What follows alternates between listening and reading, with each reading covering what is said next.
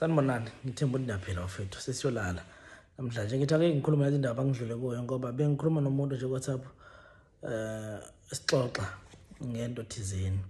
Ithi nimpilo ngithi mina ukuze ube umuntu uphile kahle nabantu udinga ukufunda lento esithi patience, ukubekezela. Uyabona?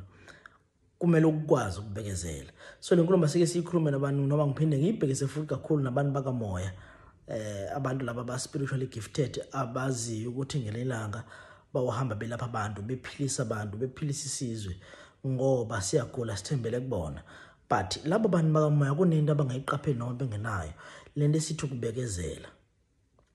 Umuntu akanako ukubekezela kumanje engakaqala ukulapha abantu. So lokho automatically kumele usitshele ukuthi lo muntu maselapha abantu ngeke ebe nakho ukubekezela because ukulapha umuntu nokuphilisa umuntu ukusebenza kumuntu kudinga ukuthi ubekezele. Nanokuphila nomuntu futhi kudinga ukuthi ubekezele because awukwazi ukuthi zonke izinto ufuna ihambe ngesakhe isikhathi because yonke into inesikhathi sayo. So okwakho ukubekezela uma ngabe ngesona isakhe isikhathi esisebenzayo ubekezele lokunye. So lenkulumo yami isoka la kutheni bantwana bekhehla njoba nisalashwa noma ngithi siku process yokuthi siyalashwa ngokukamoya ngokwethongo ukuze sikwazi ukuthi siphile nathi sizophilisa abantu. Angeke sikwazi ukuphila singakwazi ukubekezela. Uma uNkulunkulu ukukhuleka kuye noma ithongo uphahle ethongweni ucela something and then uvuke kusasa uqeda ukukhuleka namhlanje uNkulunkulu ngiyathandaza phambi kwabuso bakho ngicela ukuthi Nkosi yamakhosi ungiphe imoto ngicela ukuthi ungiphe umuzi noma ukuphahle ngiyakhuleka abantu abadala ngicela ngiphe ubuhlakani bukamoya. Then bese mawusola bese uyitshela ukuthi ngokuqeda ukuthandaza then kusasa kuzosa nje usunobuhlakani bukamoya. Kusasa kuzosunendlu, kusasa kuzosusunemoto. Kuyiphutha lokho, iphutha futhi elikhulu elingakufaka enkingeni.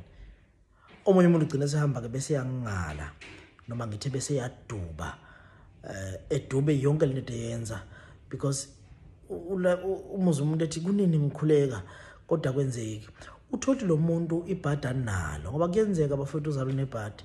Utholi lo muntu ibhada nalo ibhadi lokuthi njobe ekhuleka njoba nje engala namhlanje ngakusasa kwakhona bese kuyisikhathi sokuthi le nto ayikhulekela ebese yayireceive ifike ezandleni zakhe. Yena namhlanje kose bese yangala. Ngalesikhathi ungala uduba ukwazi ukureceive lesasibusiso bathu sikhulekela. Awukwazi ukureceive le nto uyiphahlele dlozeni because awubekezelanga awubanga nethemba lokuthi le nto njobe uyikhulela isendleleni. Umqondo wethu bafethu udonsa lokho okucabangayo. So kubalulekile ngalo sonke isikhathi uhleli positive uhlezi futhi ubekezele wazi ukuthi njoba ngikhuleka nje ngikhuleka ukuthi izozala ngikhanyisele kutheni ngiyazi ukuthi ngizokuthola noma ngayinini ngoba uNkulunkulu imfihla nayo ukuthi akazi asazi thina actually unemfihlo ukuthi thina asazi ukuthi izinto esikhulekelayo sizoyithola nini. Hleze ngeke siyithole. Lokho kumele sikwamukele because asazi ukuthi impilo ihamba kanjani.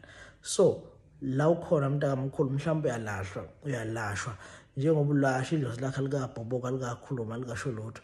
Lokho akusho ukuthi sekumele bese uya give up. Kumele ubekezele because unazi izimpawu zokuthi likhona lo semzembeni wakho. Ngesinye isikhathi ngalesikhathi lesidalile noma esidalwe uNkulunkulu liyovela likhulume nawo okwakho ukubekezela.